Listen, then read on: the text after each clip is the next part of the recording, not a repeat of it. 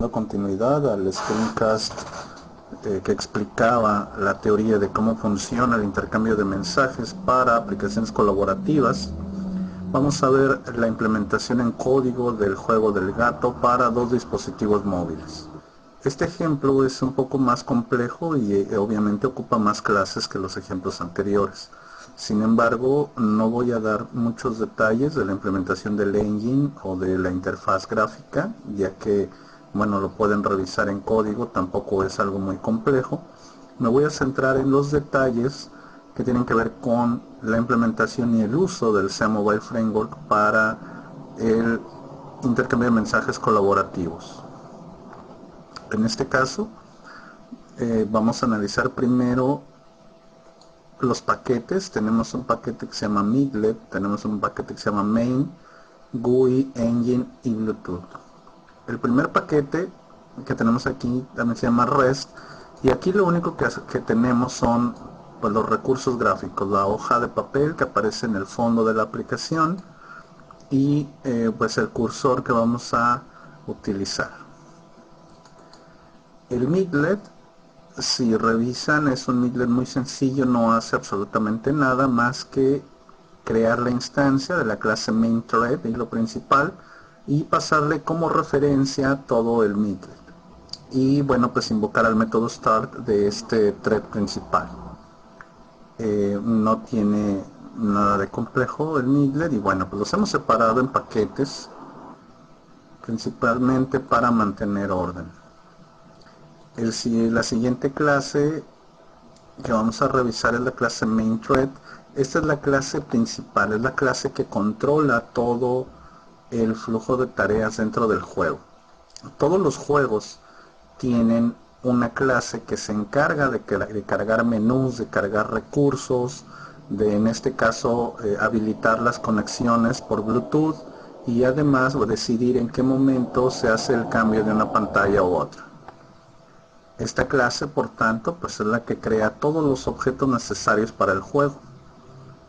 Crea una instancia de clase Midlet del procesador de mensajes para los mensajes entrantes de Bluetooth, del Canvas Board, que es la interfaz gráfica del tablero del juego, el engine del juego, una instancia del display, porque lo vamos a ocupar para ir cambiando los elementos visibles en el teléfono, un Canvas menú y nuestro servidor simple y un cliente simple. Vamos a revisar aquí en el constructor de la clase. Lo único que hacemos es crear cada una de las instancias que vamos a ocupar, en el caso del procesador de mensajes, del Gato Engine y del Canvas Board, además de usar una serie de listeners que nos van a permitir estar pendientes de algunos eventos realizados por las clases del juego. Debido a la naturaleza del juego, son necesarios tres listeners diferentes. Un listener para capturar los eventos que el usuario hace con el tablero de juego. Otro listener para avisar de las nuevas tiradas y los nuevos movimientos a la máquina del juego, al engine del juego. Y otra más para realizar operaciones sobre el engine de manera automática cuando llega una tirada de un jugador remoto. Entonces son tres interfaces las que necesitamos utilizar y vamos a verlas a continuación. Tenemos una interfaz que es la interfaz para capturar los eventos del procesador de mensaje. Estos métodos son enviar un mensaje, obtener el nombre del dispositivo, comenzar juego, finalizar juego y vibrar. Eso nos va a permitir pues mantener la lógica del juego, hacer envíos de los mensajes, obtener el nombre del dispositivo, iniciar y detener el juego. Esa es la primera interfaz. Esa interfase la implementa el hilo principal. Él es quien decide en qué momento inicia el juego y cuándo hay que enviar una tirada al jugador remoto. La siguiente interfaz que vamos a revisar es el listener del engine del juego. El listener es una interfaz que le va a permitir a al canvas, al tablero de juego, saber en qué momento se realizó una nueva tirada, en qué momento terminó el juego, en qué momento, en el caso del método setSímbolo, es para indicar con qué símbolo, círculo o X va a jugar el jugador local, y el método para indicar si tiene el turno. Esto es un booleano y lo único que indica es si él tiene el turno activo, va a poder interactuar con su tablero. Si no tiene el turno, entonces solo va a poder ver la jugada del otro. La siguiente interfase es una interfase que va a implementar el tablero del juego. Esto le va a permitir primero notificar que el jugador local hizo una tirada. Eso se lo debe de indicar a el engine. Debe de indicar en qué momento va a terminar el juego. En el momento en que haya algún jugador, debe notificar que ya se debe terminar el juego. Y finalmente un método para hacer vibrar el teléfono. Esto es muy importante porque en el caso del juego, el teléfono va a vibrar cuando queramos tirar en una posición que ya está ocupada por alguna de las tiradas anteriores. En el caso de la clase principal del main thread, él también implementa la interfaz de eCanvas Event Listener.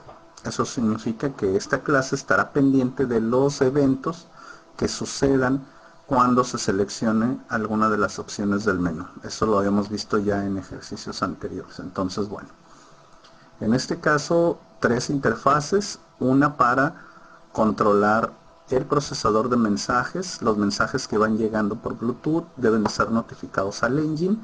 Otra interfaz para el engine, para notificar a la vista de los nuevos cambios que se van realizando, y a su vez la vista tiene una interfaz para avisarle al engine cuando hace una tirada de manera local. Entonces, para eso son esas tres interfaces.